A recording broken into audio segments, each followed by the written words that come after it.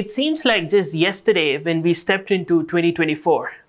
So 2024ಕ್ಕೆ ನಾವು ಕಾಲಿಕ್ಕುವಾಗ ಬರೀ ಇದು ನಿನ್ನೆ ಕಳೆದೋದಂಥ ದಿನಗಳಂತೆ ಇದೆ.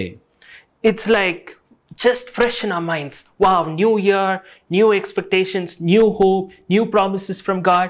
We were expecting God to show up and show out in certain areas of our lives. ನಮ್ಮ ಜೀವಿತದ ಕೆಲವೊಂದು ಭಾಗಗಳಲ್ಲಿ ದೇವರು ಒಂದು ನೂತನವಾದ ಈ ವರ್ಷಕ್ಕೆ ನಾವು ಕಾಲಿಕ್ಕುವಾಗ ನೂತನವಾದ ಕೃಪೆ, ನೂತನವಾದ ವಾಗ್ದಾನವನ್ನ ನಾವು ಎದುರು ನೋಡುವಂತವರಾಗಿದ್ದೇವೆ. And right now you may be in a place where you're kind of disappointed. ಒಂದು ವೇಳೆ ನೀವು ಇವತ್ತು ಒಂದು ನಿರಾಸೆಯಲ್ಲಿ ಕೂತಿರಬಹುದು. You're saying, John, it's almost the end of 2024. ಒಂದು ವೇಳೆ ನೀವು ಹೇಳ್ತಾ ಇರ್ಬೋದು, ಜಾನ್ ಈಗಾಗಲೇ 2024 ಮುಗಿಯುವಂತ ಹಂತದಲ್ಲಿ ಇದೆ. I thought by this time I would have got that job. By this time I would have gotten married. By this time I would have got this answer. Maybe you're disappointed.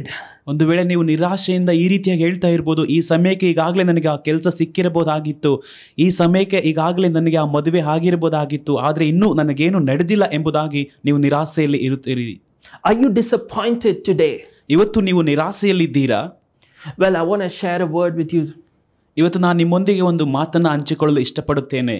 When you look at Matthew chapter 1, ನೀವು ಮತ್ತಾಯನು ಬರೆದ ಸುವಾರ್ತೆ 1ನೇ ಅಧ್ಯಾಯವನ್ನು ನೋಡುವಾಗ, when you look at verse 18, and I'm going to read to you from the NLT version.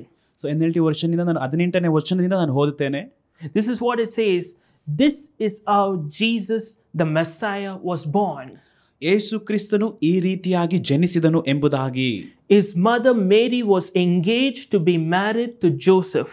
ಆತನ ತಾಯಿಯಾದ ಮರಿಯಳಿಗೆ ಯೋಸೇಫನೊಂದಿಗೆ ನಿಶ್ಚಿತಾರ್ಥವಾಗಿತ್ತು. But before the marriage took place, ಮದುವೆ ಆಗುವುದಕ್ಕಿಂತ ಮುಂಚಿತವಾಗಿಯೇ, while she was still a virgin, ಆಕೆ ಇನ್ನು ಕನ್ನಿಕೆಯಾಗಿರುವಾಗಲೇ she became pregnant through the power of the Holy Spirit. ಪರಿಶುದ್ಧಾತ್ಮನ ಶಕ್ತಿಯಿಂದ ಆಕೆ ಗರ್ಭವನ್ನು ಧರಿಸುತ್ತಾಳೆ. Listen to this carefully, people. ಗಮನವಿಟ್ಟು ಇಲ್ಲಿ ಕೇಳಿ ಜನರೇ. Till she got engaged, her life was normal. ಆಕೆ ಒಂದು ನಿಶ್ಚಿತಾರ್ಥವಾದದಿಂದ ಆಕೆ ಜೀವಿತವು ಚೆನ್ನಾಗಿಯೇ ಇತ್ತು. Her engagement ceremony was like every other engagement ceremony. ಆಕೆ ಆ ಒಂದು ನಿಶ್ಚಿತಾರ್ಥದ ಒಂದು ದಿನವು ಎಲ್ಲಾ ನಿಶ್ಚಿತಾರ್ಥದ ದಿನದಂತೆ ಇತ್ತು. It was just like she was like any other normal girl. ಒಂದು ಸಾಮಾನ್ಯ ಎಲ್ಲಾ ಹುಡುಗಿ ತರ ಈಕೆಯು ಕೂಡ ಇದ್ಲು. You may be looking at your life and saying everything looks normal. ಇವತ್ತು ನೀವು ಕೂಡ ಹೇಳ್ಬೋದು ಎಲ್ಲವೂ ಕೂಡ ಸಾಧಾರಣವಾಗಿಯೇ ಇದೆ ಎಂಬುದಾಗಿ. Nothing special. ಯಾವುದು ಕೂಡ ವಿಶೇಷವಾಗಿಲ್ಲ ಎಂಬುದಾಗಿ. But here's the amazing thing. ಆದರೆ ಇಲ್ಲಿ ಒಂದು ಆಶ್ಚರ್ಯವಾಗಿರುವಂತ ಸಂಗತಿ ನಡೆದಿದೆ. The Bible says that before the marriage took place, while she was still a virgin, suddenly there's a divine intervention. ಇನ್ನು ಮದುವೆ ಆಗೋದಕ್ಕಿಂತ ಮುಂಚಿತವಾಗಿಯೇ ಇನ್ನು ಅವರಿಗೆ ನಿಶ್ಚಿತಾರ್ಥವಾಗಿದೆ, ಅಲ್ಲಿ ಒಂದು ದೈವಿಕವಾಗಿರುವಂತ ಹಸ್ತಕ್ಷೇಪವು ಉಂಟಾಯಿತು. The engagement was normal, but before they got married, there was a sudden change in their life.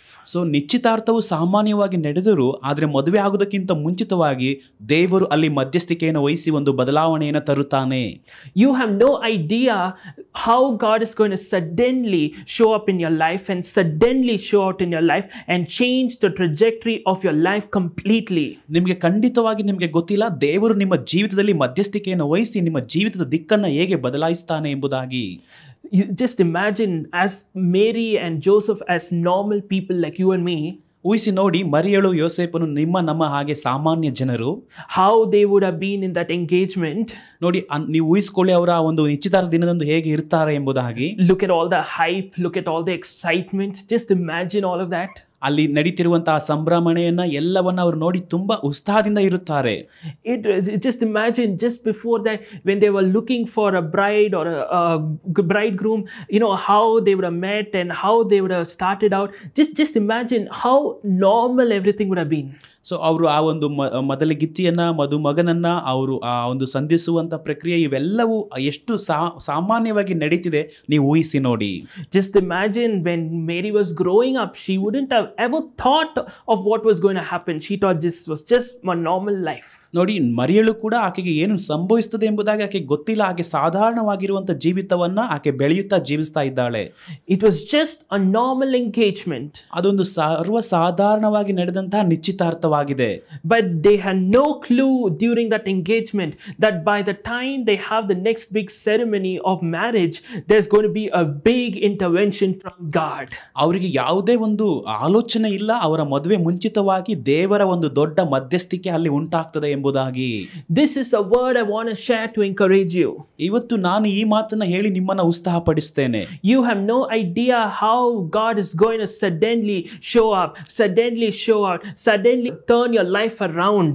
ನಿಮಗೆ ಗೊತ್ತಿಲ್ಲ, ನಿಮಗೆ ಆಲೋಚನೆಯೂ ಕೂಡ ಇಲ್ಲ. ದೇವರು ತಕ್ಷಣವೇ ನಿಮ್ಮ ಜೀವಿತದಲ್ಲಿ ಮಧ್ಯಸ್ಥಿಕೆಯನ್ನು ವಹಿಸಿ ಹೇಗೆ ನಿಮ್ಮ ಜೀವಿತವನ್ನ ಬದಲಾಯಿಸ್ತಾನೆ ಎಂಬುದಾಗಿ. When I least expected, I started seeing my podcast ranking up the charts. When I least expected, I saw my book started ranking in number 1 positions. When I least expected, I got the job when I needed one. You have no idea, when you least expect, God is going to suddenly intervene in a very big way and change your life completely. ನನ್ನ ಜೀವಿತದಲ್ಲೂ ಕೂಡ ನಾನು ಕನಿಷ್ಠವಾಗಿ ನನ್ನ ಒಂದು ಚಾನಲ್ನ ನಾನು ಊಹಿಸುವಾಗ, ಕನಿಷ್ಠವಾಗಿ ನನ್ನ ಬುಕ್ಗಳನ್ನ ನಾನು ಊಹಿಸುವಾಗ ದೇವರು ನನ್ನ ಮೊದಲನೇ ಸ್ಥಾನದಲ್ಲಿ ತಂದಿದ್ದಾರೆ. ಕನಿಷ್ಠವಾಗಿ ನನ್ನ ಕೆಲಸವನ್ನು ನಾನು ಊಹಿಸುವಾಗ ಅದನ್ನು ದೇವರು ಎಷ್ಟೋ ಉನ್ನತವಾಗಿ ಸಾಗಿಸಿದ್ದಾರೆ. ನಿಮ್ಮ ಜೀವಿತದಲ್ಲೂ ಕೂಡ ದೇವರು ಹಾಗೆ ನೀವು ಕನಿಷ್ಠವಾಗಿ ನೀವು ಆಲೋಚಿಸುವಾಗ ಅದನ್ನು ಉನ್ನತವಾಗಿ ಆಶೀರ್ವದಿಸಲಿದ್ದಾನೆ. Just because you already stepped into December does not mean that God cannot show up. He is an expert to suddenly turn the tables around. So I want you to keep believing that even by this time, by the end of 2024, God will fulfill everything He has planned for you for 2024. In Jesus' name, amen. ಒಂದು ವೇಳೆ ನೀವು ಅಂದ್ಕೊಳ್ತಾ ಇರ್ಬೋದು, ಈಗಾಗಲೇ ನಾನು 2024 ಡಿಸೆಂಬರ್ಗೆ ಕಾಲಿಟ್ಟಿದ್ದೇನೆ, ಇನ್ನೂ ಏನು ನಡೆದಿಲ್ಲ ನನ್ನ ಜೀವಿತದಲ್ಲಿ ಎಂಬುದಾಗಿ. ಆದರೆ ದೇವರು ಮಧ್ಯಸ್ಥಿಕೆಯನ್ನು ವಹಿಸಿ ನಿನ್ನ ಜೀವಿತವನ್ನು ತಕ್ಷಣವೇ ಬದಲಾಯಿಸಲು ಆತನು ಶಕ್ತಿ ಉಳ್ಳವನಾಗಿದ್ದಾನೆ, ಯೇಸುವಿನ ನಾಮದಲ್ಲಿ.